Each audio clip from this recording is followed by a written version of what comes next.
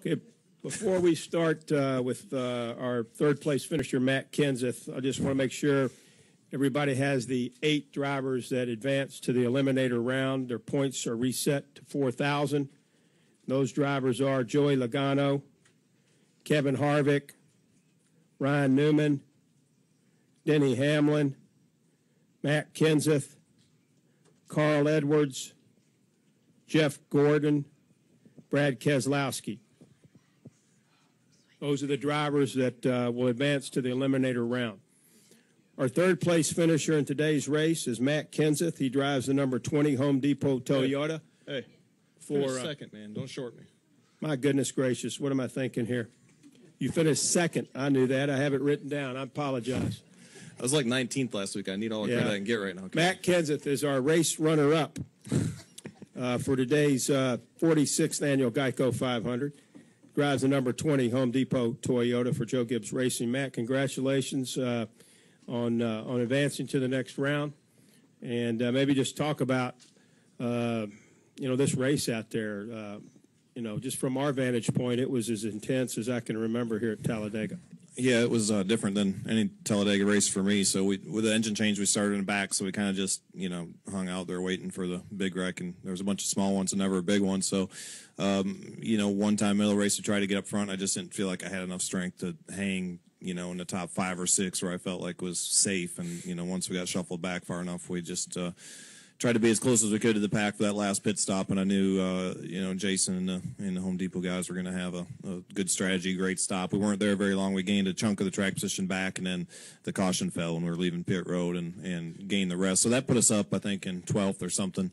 Had a couple good restarts at that and kind of in the right place at the right time and got a good finish. Questions for our race runner-up, Matt Kenseth? Raise your hand if you have one. Jenna has the first one right over here to the right. And then Ed. Jennifer, AP. Matt, did you think or believe that you would make it to the eliminator round, considering where JGR was at this stage? And then I have a second question. You hope so. I really didn't know. We haven't ran well the last couple weeks. The first round we ran okay. Last couple weeks we haven't ran well, and then obviously we had all those problems last week when we got wrecked and all that kind of stuff. So. I knew we had our work cut out for us, but there were some other guys that didn't have particularly good luck as well, that were behind. So you never know what's going to happen here.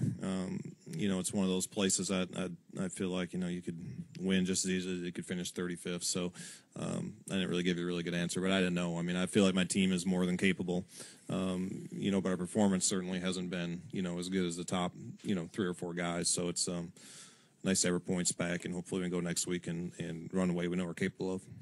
So you take the white flag. At what point do you realize that the 2 is in front of you, and what is your strategy there? Because he's not your favorite person right now.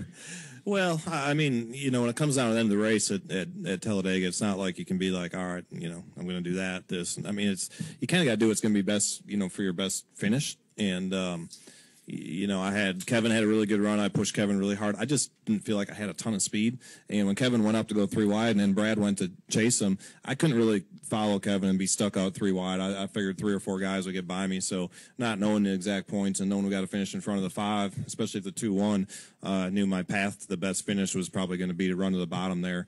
And Landon gave me a really big push off of 2. If it would have been a little farther down the straightaway, I think I would have had enough speed to actually get under Brad and might have had a shot for the win.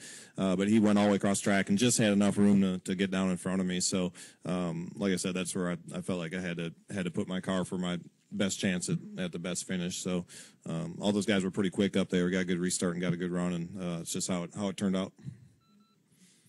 Other questions for Matt? Ed, go ahead.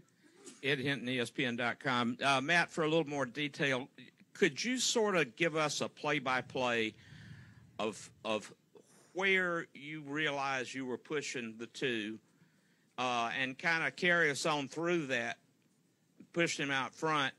And also, did it even flash through your mind for an instant that it was him and what went on last week?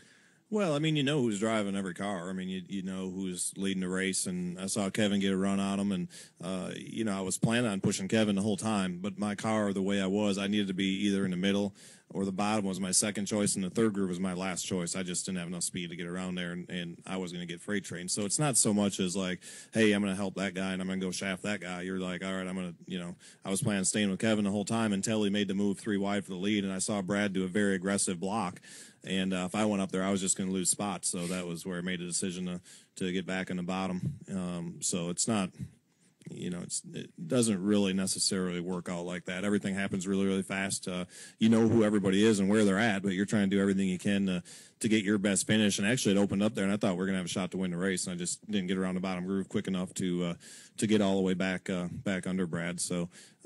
There's a lot that happens in 2 laps. I actually couldn't tell you everything that happened in those 2 laps, even from my seat. I mean, there's just so much that happens so fast, and you're trying to manage your momentum and listen to your car and watch everybody around you, and try to make the best moves you can.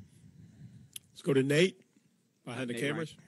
Nate Ryan, USA Today Sports. Matt, with less than 30 laps to go, you were 32nd. Was there any point at which you felt like maybe you guys had waited too long to make your move, and does everything breaking your way, it seemed like in the last 15 laps, does that kind of make up for everything not going your way, it seems like, so far this season? I don't know. Maybe if it would have won, I'd say yes, but